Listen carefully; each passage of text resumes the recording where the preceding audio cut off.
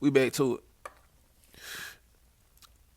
After dropping the song and shooting the video, Lil Kenny name began to spark waves throughout the city, and people began to be curious at Lil Kenny and wanted more music and wanted music from Lil Kenny. Lil Kenny would then go on to basically be stamped as a rapper in the city of Memphis, only having his name, only having his voice or vocals over Boo Dirty track, OG. Lil Kenny made the infamous line or infamous comment or statement on the song. And the statement go like this: "It's hard to scream when the fall in your face, bitch ass nigga." And that will be go on to get adapted by a lot of locals in the city of Memphis, referring to it's hard to scream when they fall in your face. You feel me? As a sign to let people know you meant business. Lil Kenny would then go on to release project singles and music that were like the torch for Lil Kenny, receiving good feedback after his collab with Boo Dirty on the song. Lil Kenny went on to release projects and singles and will go on to make a name for himself as being a respectable rapper in the city of Memphis. Young Mob's members all was gaining respect fast. The top members were gaining respect, and all the little soldiers they started bringing on to the camp or the mob was gaining respect as well. You had high-ranking members like New Bizzle of the Bloods. New Bizzle was recently arrested in Vegas for EDD fraud loan during the recent coronavirus pandemic. You got New Bizzle, you got Stupid Duke, you had OG Boo Dirty, you got King Gas Star, just to name a few, who were already top-ranking people in their gangs. And that's not Young Mob. That's in addition to Young Mob. So around between the 2010, the early 2013s, 2012s, Young Mob will begin to get some respect in the local rap game.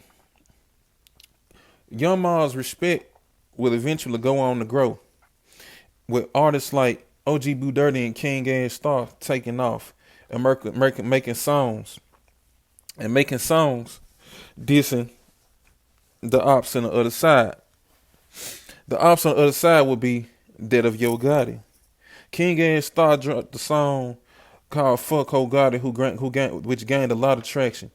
OG Boo Dirty also dropped the song dissing Yo Gotti. Basically, the whole fucking Young Mob dropped the song dissing Yo Gotti, and to reasonably fucking to surprise, all them motherfuckers went hard, and all of them was dope as fuck on some real shit. Boom. Okay. Boom. Boo Dirty started taking off, and he started taking off to the point where he caught the attention of Gucci Mane. Yeah, he caught the attention of Gucci Mane. Once he started catching the attention of Gucci Mane started taking Boo Dirty in addition to Young Dolph. All right. Boo Dirty and Gucci Mane would eventually fall out. All right. During the beef with Yo Gotti and Young Mob, it would be an incident at a club. Two incidents, actually, one at Level 2 and one at Club Kahula. When one of the incidents resulting in a shootout and OG Boo Dirty being shot or grazed in the ass and Yo Gotti's white Lambo being hit. Once the shots rang out, a couple of Young Mob entourage did not back down. Some looked for cover, but Yo Gotti was spotted duck behind a truck with his right hand man, who was the shooter, actually being the one who shot Boo Dirty or grazed Young Dirty in the ass.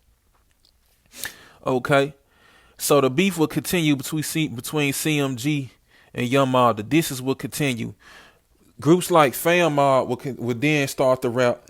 Fam Mob is a group near the Ridgecrest area out north of Memphis, which is where Yo Gotti is from. And a lot of hood anthems were made in the process. Okay. BEO Kenny would then continue to release music. Moneybag Yo would continue to release music, but then go on to catch the attention of Yo Gotti. Moneybag Yo being a vice lord, and a lot of other members of the Young Mob being vice lord. Okay, and a lot of other members of Young Bag's crew being vice lord would then grow and feel like Moneybagg Yo betrayed them once teaming up with Yo Gotti. During this, Kenny Money had not Kenny Money but Lil Kenny had ended up getting incarcerated. Okay, Lil Kenny ended up having a robbery, aggravated assault, and kidnapping charges placed on him, and a warrant was placed out for his arrest. Lil Kenny had been accused of setting up and orchestrating a murder of his cousin's ex-boyfriend.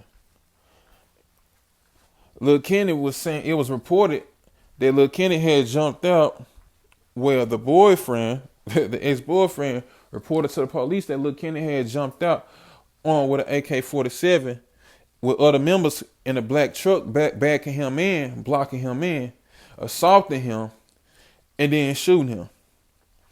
Lil Kenny would then go on the run and eventually be caught, where Lil Kenny would go away for a little bit.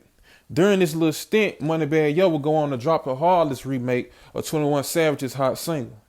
On the song, Moneybagg Yo brought on some guy who sounded exactly like BEO Lil Kenny, mocking Lil Kenny, saying Lil Kenny was basically a groupie. Lil Kenny heard about this, then talked to Danjo while Lil Kenny was incarcerated. Danjo said that it was nothing like that and that she was being blown out of proportion. BEO Kenny then thought on to himself, well, Moneybagg Yo hasn't cleared it up, so it must be that. Lil Kenny then was patiently waiting. While incarcerated, Lil Kenny was still writing. A lot of people thought Lil Kenny was gone because squares only know square business. Lil Kenny would then get released to people's surprise and drop his own remake of the Heartless song, gaining hundreds of thousands of fucking views, quaking and shaking the streets of Memphis. This would pop and this would blow and put fuel onto Lil Kenny's career and gain Lil Kenny even more notoriety in his rap career in the city of Memphis. During this time, Yo Gotti would go on to sign Moneybagg Yo, and the beef will then go on to commence. Time will go on. Shots will be ringing out. Blood will be shed, as it will call for a truce between OG Boo Dirty, Young Mob, and CMG, and between Kenny Money and Moneybagg Yo. A truce was made, and Moneybagg Yo and Lil Kenny, BEO Kenny, would then go on to make a song called Uh-Oh, featuring Lil Kenny on Moneybagg Yo's single. Everything seemed cool, but then fucking tragedy and fucking turmoil struck. Young Mob military was then issued warrants out for trafficking narcotics through the West Tennessee, and also illegally transporting firearms. Several Young Mob members would then go on to be arrested during this process. This was a big situation. 29 members were indicted in the year 2017. The members' names were Travis Banks, aka Poncho, Cordarius Frost, aka Red or Lil Red, Antoine Matthews, aka Twan, also known as Mob Homie Twan, Ronald Ross, also known as Big BG, Courtney Williams, aka CC, Darrell Booth, aka Boo or Big Boo, Pontel, Ruben Hampton, John Queez Jones, aka Bug, Anthony Allen, aka Unc, Damian Pack, Carlos Johnson, Shavita Hampton, Angela Boyd, aka Auntie, Tori Dixon. During this time, Lil Kenny was not one of the members listed or wanted. During this time, Lil Kenny was still working. Lil Kenny would go on to do an interview and discuss the beef would then go on to discuss the previous beef with Moneybagg Yo. During this time, Kenny would then find out that the feds were actually on his trail. Lil Kenny would then go on to release the Feds Watching Project, which did very good which would then go on to do very good in the city. Lil Kenny then went on to release music, but would then find himself being arrested and having to do a 5-year bid and lay it down. During this time, a lot happened and a lot has transpired. Before, Double R and other gang members were getting along. Chopper Gang, Double R, Young Mob, Trula Mafia, Trap Mob. They were getting along, and it's just to name a few. But since Lil Kenny's bid, 5-year bid, the infamous and king of Memphis, Young Dolph, was murdered, causing separation and divide in the city, which just ended a truce that was made. CEO or BEO Lil Kenny had a relationship with Paper Route artists of Paper Route. And some even say that Young Dolph had hopes to sign BEO Kenny before his assassination. Since then, artists like Kenny Money has showed his love, loyalty, and allegiance to to BEO Kenny, gifting BEO Kenny an 8-ball iced out diamond chain, and also supporting him and putting money on his books while he was gone, in addition to Memphis hitters like CEO Jizzle. There's been a lot of speculations and a lot of accusations in the city of Memphis. A lot of people don't know what's going on, but they do know there will be a lot of bloodshed.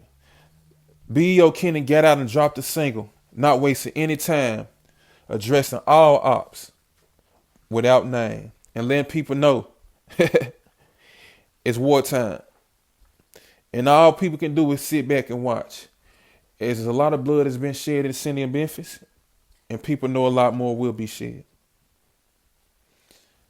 So, all we can do is keep the city of Memphis in our prayers and hope some way, somehow, all these guys can put all this beef to the side and squash this shit.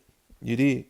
But hey, this your boy, the Culture Guru, man. Hey, I know it's a kind of a lengthy video, but hey, this was a fucking basically a biography, man. So it couldn't be no 4, 5, 7 minute video. Had to break it down, go to the origin, let y'all know who he is, man, and what the hell's going on, man. You feel me? BEO status, man. You feel me? The next video I'm gonna do, I'm gonna explain who these other members are. CEO Jizzle, Stupid Duke, OG Boo Dirty, King and Star, man, Nuke Billzer. Let me know who y'all want. I'm gonna do another poll. Y'all let me know who y'all want. And I'm gonna go over it like, I'm gonna break it down like that. It's gonna be a breakdown of who the individual is. You feel me? Who they are. Not who really they beefing with, but just major moments throughout their career or throughout their life. Y'all said y'all want to know who they are and why they so feared. So that's what I'm doing, man. You dig what I'm saying? Make sure you like, subscribe, comment, and share. I do this shit for y'all. We just hit 1,000 subscribers. I'm so grateful for y'all, man. Keep supporting me, man. And that's how we're going to rock. It's a Culture Guru. And man, I'm going to spin the block again, dog. Until then, it's love. I'm gone.